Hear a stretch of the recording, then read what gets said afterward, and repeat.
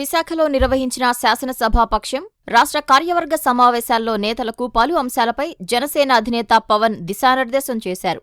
కూటమి ఐక్యత చాలా ముఖ్యమని, ఆ ఐక్యతను నేతలు తమ పనుల ద్వారానే నిలబెట్టాలని జనసేన ఎమ్మెల్యేలకు పవన్ కళ్యాణ్ సూచించారు. రాష్ట్రంలో కూటమి లేకపోతే అభివృద్ధిలో ముందుకు వెళ్లలేమని స్పష్టం చేశారు. నియోజకవర్గాల పరిధిలో ఇప్పటి వరకు ఎలాంటి అభివృద్ధి కార్యక్రమాలు చేపట్టారనే అంశంపై సమావేశంలో చర్చించారు. జనసేన పార్టీకి ఉన్న మంత్రిత్వ శాఖల ద్వారా ఎమ్మెల్యేలు తన నియోజకవర్గాల్లో ఏం అభివృద్ధి చేయవచ్చు, ఇతర శాఖలకు సిఫార్సు చేసి ఏ ప్రాజెక్టులు తీసుకురాగలమో గుర్తించాలన్నారు. రైతులకు త్వరితగతిన డబ్బులు జమ చేశామని, స్త్రీశక్తి పథకం ఎంతో ఉపయోగకరమని ప్రజలకు చెప్పాలని ఎమ్మెల్యేలకు పవన్ దిశానిర్దేశం చేశారు. శాసనసభాపక్షం సమావేశంలో నేతలు పలు తీర్మానాలు చేశారు. డిప్యూటీ సీఎంగా పవన్ కళ్యాణ్ గ్రామ సభలు, పల్లె పండుగ, అడవితల్లి బాట కార్యక్రమాలు అమలు చేయటంపై అభినందనలు తెలుపుతూ మొదటి తీర్మానం చేశారు.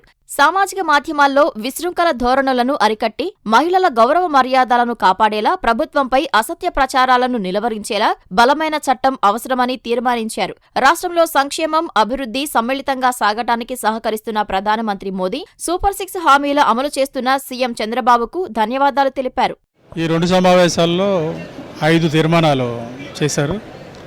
ముఖ్యమైన తీర్మానం ఏంటంటే, ఈ సోషల్ మీడియాలో అబ్యూస్, ఎవరిని పడితే వాళ్ళని తిట్టడం, ముఖ్యంగా ఆడవాళ్ళని, ప్రభుత్వంలో ఉన్న వాళ్ళని ఎలా పడితే అలా మాట్లాడటం, ఇవి భవిష్యత్తులో సొసైటీలో చాలా తీవ్ర పరిణామాలకు దారితీసే అవకాశం ఉంది. సొసైటీలో డివిజన్ వచ్చే ప్రమాదం ఉంది. వ్యక్తుల మధ్యన వైరుధ్యాలు పెరిగే ప్రమాదం ఉంది. కొందరు దీన్ని వ్యవస్థీకృతంగా మార్చేసి సోషల్ మీడియాలో ఈ వికృతి క్రీడకి తెరలేపారు. దీనిని అరికట్టాలంటే ఒక ప్రత్యేకమైన చట్టం ఉండాలి. ఈ చట్టానికి సంబంధించి కూటమి ప్రభుత్వంతో మాట్లాడి అసెంబ్లీలో ఒక తీర్మానం చేయాలనేది ఒక తీర్మానాన్ని ఆమోదించారు.